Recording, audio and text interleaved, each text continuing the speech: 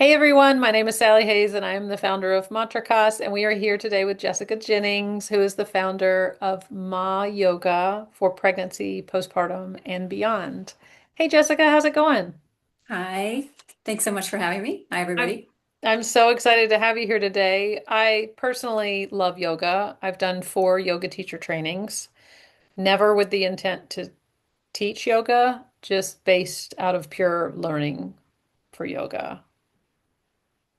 Wow. Well, yeah, you're speaking my language here. I fell in love with it early on in the 90s when I was in my 20s and I had a lot of aches and pains, and made them go away. And neck pain, back pain, and I was just kind of like, wow, okay, I'm in the film industry, but I really like this better, so I think I'm going to teach it.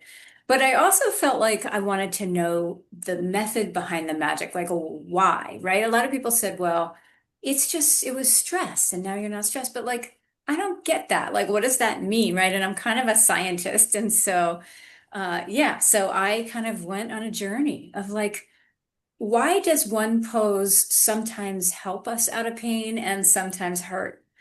And I finally, after studying cadavers at UCLA, which didn't really give me my answer, and then getting my master's in kinesiology, I finally found it in what I call alignment-based yoga.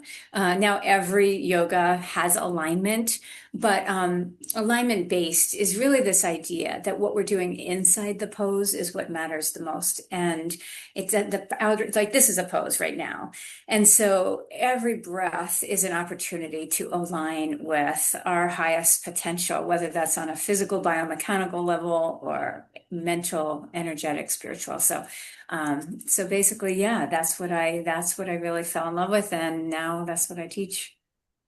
How did you come to pregnancy yoga? So, oddly, I was asked to teach a prenatal class right out of my first teacher training.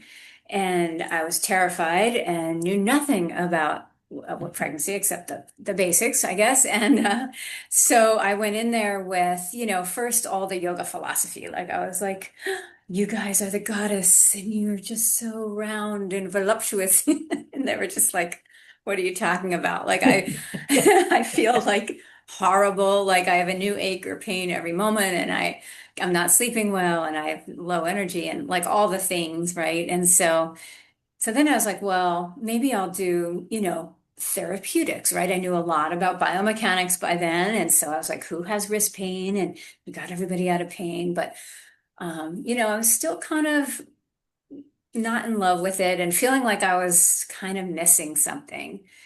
And then it started occurring to me that this is a really natural process and it can't just be a bag of challenges and like annoying limitations and do's and don'ts. Like it had to have gifts. Like that's my experience. I'm sure it's your experience that almost anything that happens ends up coming with gifts. And I was like, okay, so what are the gifts of pregnancy? What is the opportunity that pregnancy brings?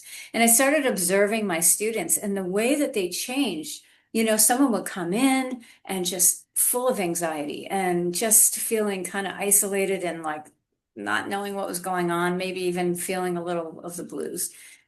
And over the time that she was coming to class, there would be this transformation until the end when it was like we were saying goodbye and she's like, I am woman, hear me roar. That kind of dates me. But like, she was in her power and ready for her birth and coming back with her baby and just feeling really happy about how the experience had gone.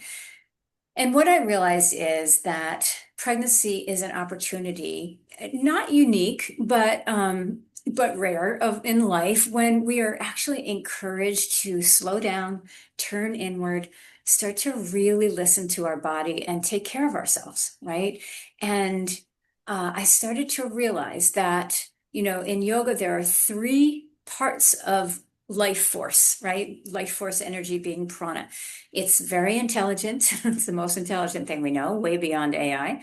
It's really powerful. it can create life and electricity, right? The beat of our heart out of nothing. And it is nurturing. Whether we pay attention to our breath or not, we're being nurtured. And I realized that this one, the nurturing part, is the one that opens the door to the rest. And that's what I started kind of teaching and formulating in my mind, is this idea that when we turn nurturing energy inward, whether we're pregnant or not, right? Whether we have something that's wanting to be born through us, that's an idea or a new way of showing up for our loved ones or a new career path, like whatever it is, slowing down, listening in, learning to take care of ourselves, and starting with space, making space for it, is really it's all the same. It just allows it to happen in our most meaningful and authentic way. That's so beautiful. You came out of your yoga teacher training, you got thrown into a pregnancy class, and you've developed this beautiful program now. So tell us a little bit about how you came up with the name Ma Yoga. So yeah, so I was looking for a name because I felt like the yoga that I had been a part of, although obviously yoga always has qualities of nurturing ourselves in it, but every yoga is really different, and the package can really change the whole experience, right? And so I felt it was different enough that I needed to kind of create something new that was really starting from this place of nurturing ourselves. So I looked at Sanskrit words, right? And which is what we often do when we're yoga teachers looking for a yoga, style name. And I found Ma. And what was interesting was when I looked it up, it's the root that means mother love in almost every language. Like if you Google it, it's crazy. And it doesn't have to be, anything related to English or German, European. It's all over the place. So that was cool. But then also in Sanskrit, the language of yoga, it means the highest, most powerful, and wise. And so we have like Mahavahashrota is the digestive channel in Ayurveda. Ma is just the greatest, right? The most important in Ayurveda. Our digestion is the seat of all health and disease. There's also Ma Kali. So of all the different goddesses, which are sort of different aspects of who we are, Ma Kali is considered the mother of all, and she's the most powerful, primal. She like dances in the cemetery holding like the bloody head of her enemy, but she's like our mother, and she's not pretty, but she does everything out of love. She's sort of the primal scream, and she also is very connected to birth, right? It's like just that essence of connecting to that like waterfall of creative energy that flows through us. I love that So so much. Ma. I love names, first of all, and I think names are so potent, and sounds and words and the words we use are so vitally important, and they mean a lot more than simply communicating. Mantrakas comes from a Hindu collective of goddesses that rule conception, childbirth, and children's health. And in searching that, I Beautiful. found a lot about Ma. Ma also is the first noise that anyone makes. That's why Ma, the mother, is called Ma, mother.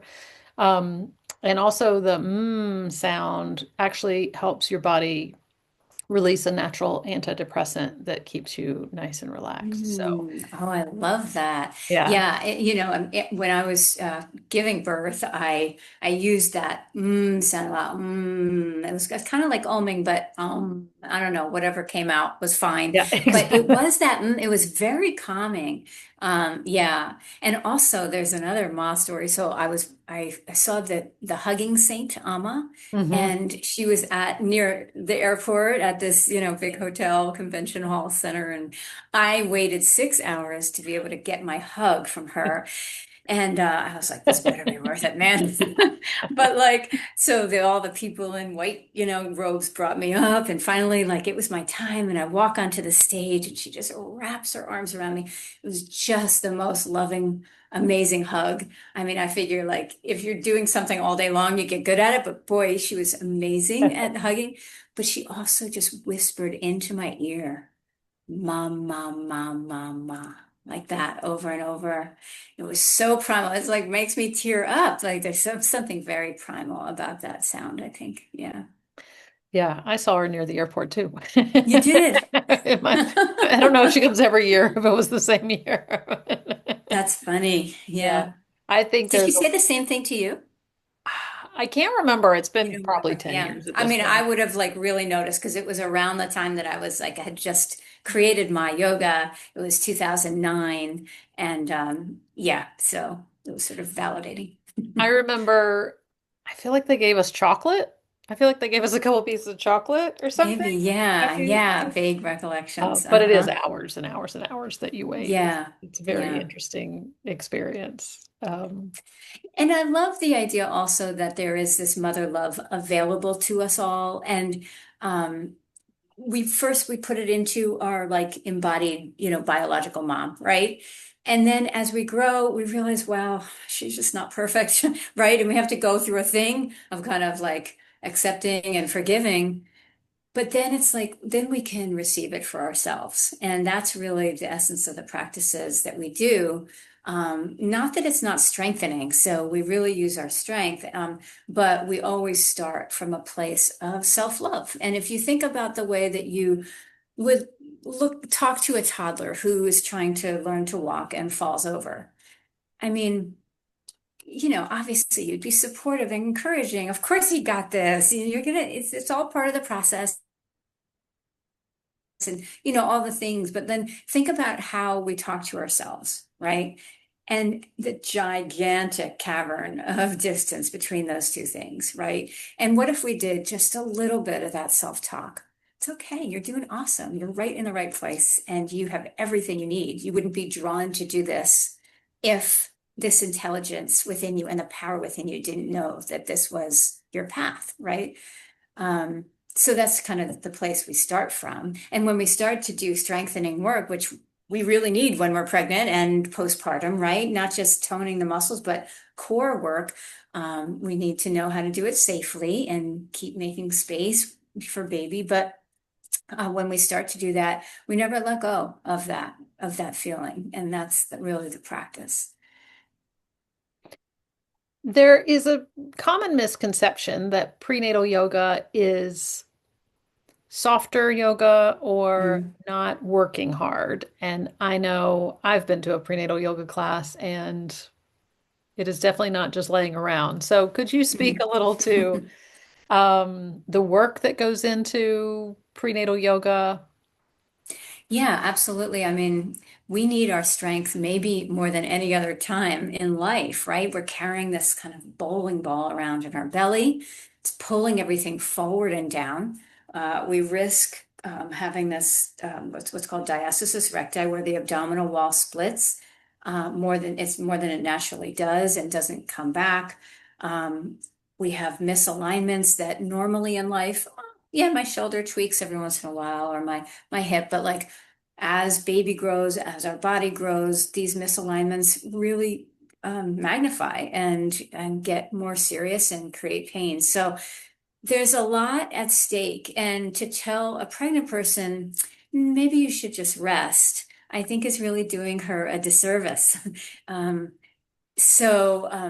not to mention labor being like a kind of like a marathon, right? So at the same time, we need to know how to cue it safely as teachers. So in my teacher training programs, we use this framework work of the five natural elements.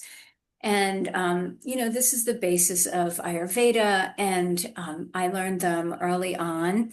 But when I started teaching prenatal, I I got really into them because they simplify all the crazy complex biomechanics into just their essence. And in a lot of ways, prenatal yoga class is really just let's just get to the essence. I've got a baby growing in me. Let's connect to what's happening and celebrate it, right? Um, and so moving through the five natural elements, it showed me a map throughout our entire pregnancy. So we start from space, opening up, becoming receptive, whether we're doing fertility stuff or we're just, pregnant, but like it hasn't stuck yet, right? Being good to ourselves, listening to ourselves, napping a lot, right? Remembering that we're not in charge, right? The whole fertility thing, it's not something we're going to micromanage. The moment we do, we start to tighten the groins. We're blocking the pranic flow through our reproductive organs. So then, as we move into the late first trimester, into the second, our hormones start to kick in and we get very loosey-goosey in our joints. So this is so that the front of the pelvis can open, but it's happening in our wrists, in our elbows, everywhere. So aches and pains start to kick in, and this is where we need our earth steadiness and stability. So there's a sense of drawing into our center instead of everything just expanding out that relieves pain, but also creates kind of integrity in the joints. So this is strength. We'll do our baby chaturangas. We'll do, standing poses, all to connect to that steady center. And what I love about using these principles is it's not just physical. So, there's also this mental kind of focus and then this energetic sense of like, I draw in to find my center, right? I don't have to get it from somewhere else or manufacture it. It's always here spiritually, this part of us that never changes, right? It's always there. And this is where we'll birth baby from, right? No matter what kind of support we have around us, we're going to have to find that strength in our center. So it goes like that. And it's really a beautiful tool for any yoga teacher, whether you're teaching prenatal or not. I hear that all the time that people are like, hey, you got me in for prenatal, but you taught me a whole new level of yoga. And it's not me. It's really birth and using birth as our guru, because no matter what you're looking at, if you go, how would that relate to birth? You're going to get insights into it because birth is just such a natural process. So, That's such a brilliant definition of birth itself and yoga and what I would call the true yoga. I really appreciate the subtle yoga and the internal yoga and the elements that you're speaking of. I think a lot of times when we think of yoga, we think of an exercise class. And really, I'm thinking of the work of Matthew Sanford, I think is his name, and he does adaptive yoga.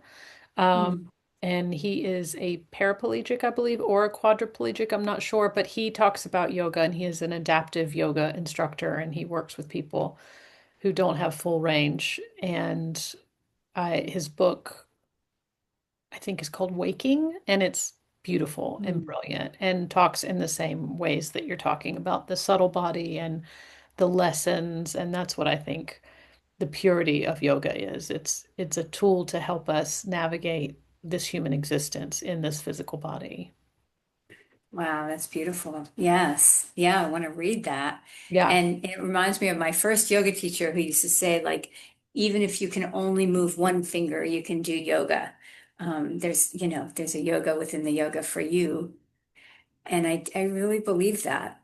We all have our limitations, and whether you're pregnant or postpartum, you have diastasis recti, or you're in infertility, um, the best thing we can do is make space for that intelligence and power to flow easily throughout our body and to create a strong container for it so that we can continue to carry it with ease and radiate it out and offer it out to the world. absolutely. This has been such a beautiful conversation. I think we've covered everything. Could you tell us a Yeah. little bit about what your offerings are? I know that you do online trainings, and I know some of your Mhm. providers also work with you and they do in-person classes, and you also do teacher trainings. Honestly, I do not really do in person. I do one-on-one yoga private sessions, but I don't do in-person teacher trainings. And there's a reason. In when COVID happened, I was already teaching half of the 85-hour My Yoga Yoga Alliance registered prenatal yoga teacher training online. And that's all they would allow. But I loved the online part. First of all, obviously, it's great to be able to connect with people all over the world. I mean, it's amazing and such a blessing for me. But also, I find it is a lot more effective because when you are doing an in-person training, generally it's a long day, long days, maybe a 3 day weekend. You know, for me, it was 2 3 day weekends for that half. Um, and it's like, a fire hose. It's just too much information. There's no time to integrate it or practice or relax through it. And I found that people woke up on Monday and had no idea what just hit them. But here it's in 2 hour chunks. And so you have a couple days to work with it, contemplate it, post about it in our platform. So I just love it, and I'm not going back. It's a full, it can take about 4 months or maybe a year. You can do it on your own, on demand, or you can do both live and on demand. Um, but it's very comprehensive. And again, like the prenatal training is actually just one of the trainings, and you can just take that if you're out there and you're either a yoga teacher, a doula, any kind of birth practitioner, and you just want more yoga tools in your tool bag for pregnancy and postpartum. It's an 18-hour continuing education training. But if you do want to continue and kind of like be an expert in the field, the next one is prenatal 2, which is the yoga of healing for women. So that's regular aches and pains, wrist, elbow, knee, all the things that everybody gets, but specifically pregnant women. And then also postpartum prevention and healing of different conditions.